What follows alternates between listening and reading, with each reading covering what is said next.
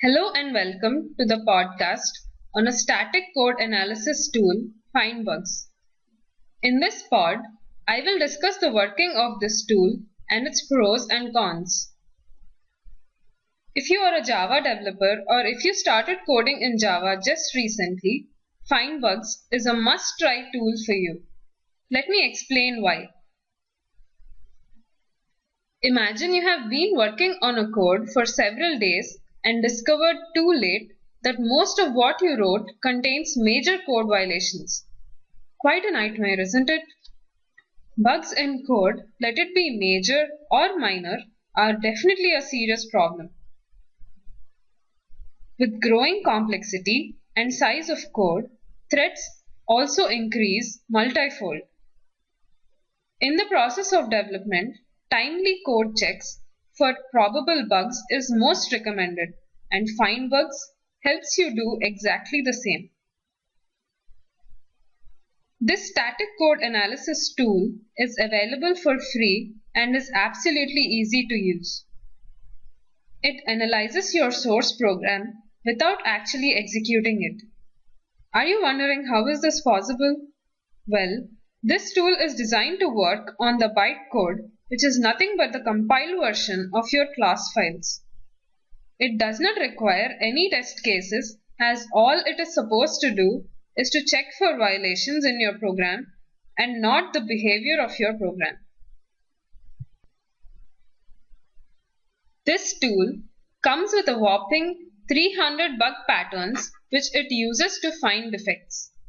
The source code is matched against these patterns and voila! If there is a match, it is a potential bug. You can read more about these bug patterns at findbugs.sourceforge.net.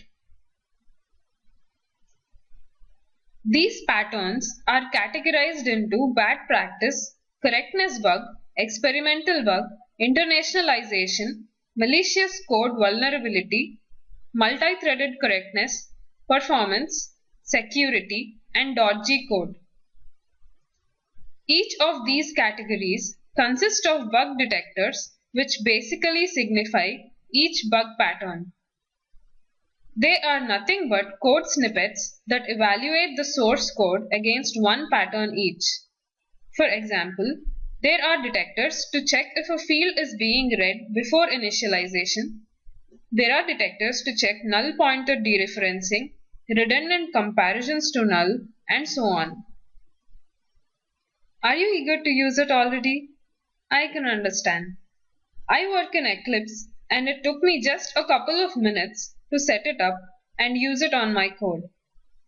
All I did was just install the plugin, following the traditional approach of installing new software in Eclipse, and it was all set for use.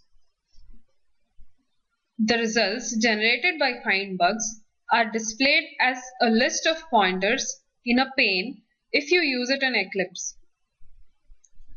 Each of the bugs identified carries some supporting attributes such as class name, line number, bug type, and its description.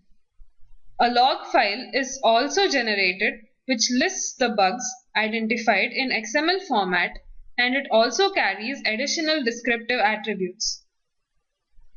This XML output from FindBugs enables one to extend the tool and develop cool features. It creates multiple possibilities for developers and development teams. If you are a part of a development team that works on the same source code and you run FindBugs and find new defects each day, you can probably think of having a shared document that lists new bugs or a web page that gets auto-updated whenever a team member runs the tool and finds new bugs. Cool, isn't it? You may even write a program for automated builds to verify the code health while development is in progress. If you are a development manager, you can even maybe add a functionality to alert you through an email whenever a high priority bug is identified by the tool.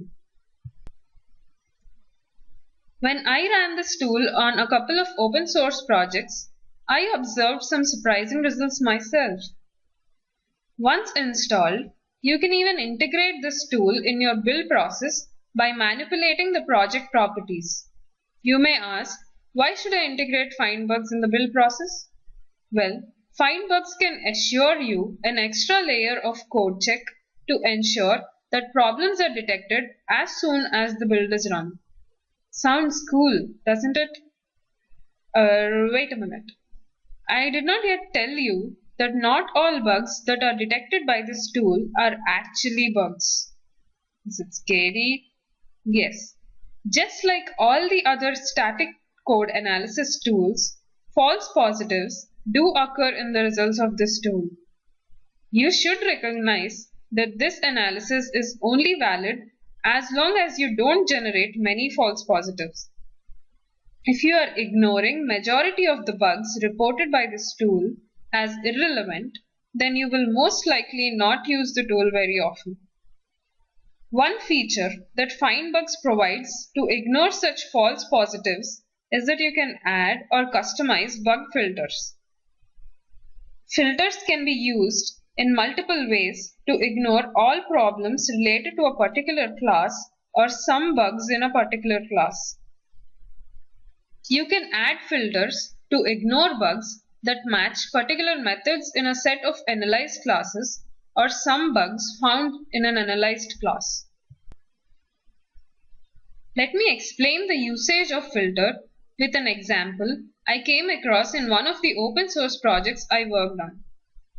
In order to get familiar with the working of this tool, I selected an open source code of an application, Hangman, for Android, and found some surprising results. It was a cool app, you should try it sometime. However, if you don't already know, Android applications have a special class named r.java, R for rose, rabbit, etc. This class registers all the identity names which are included in the view files as accessible properties. Running FindBugs on this project resulted in just 7 bugs. Yep, that's some pretty clean code.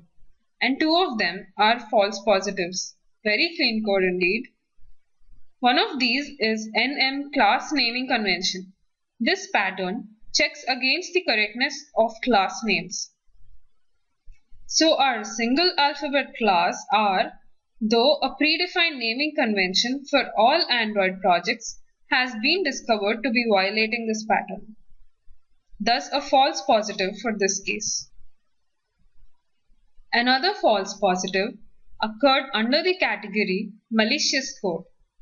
A bug MS peak-ag protect is raised as the pattern identified a global variable r.stylable which is described to be a violation as it is not protected under any package.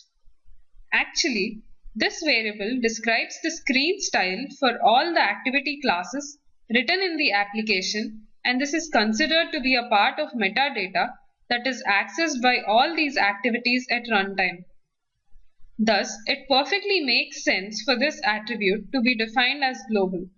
For these two errors, as we identified them as false positives in case of such applications, we can add filters in the properties of this project to ignore errors in the class r.java. Indubitably, filters make a very user-friendly feature for this tool. This is not it. One major point that most developers overlook is that FindBugs only detects syntactic issues but not semantic issues. This means it cannot detect a bug that is explicitly introduced. Also, if you have upgraded your coding standards or the set of coding guidelines you are working against, there is no promise that FindBugs would adhere and check against all those standards. There could also be some environment or application-specific features that are misclassified as bugs by this tool. However, FindBugs provides you an excellent feature to overcome these disadvantages. The super cool feature is that you can write custom bug detectors. You can go app-specific and create your own bug patterns to be checked against the code. Senior software engineer Chris Grinstaff has explained how to write custom bug detectors in a detailed fashion in his blog. You can find the link to his blog in the notes given below.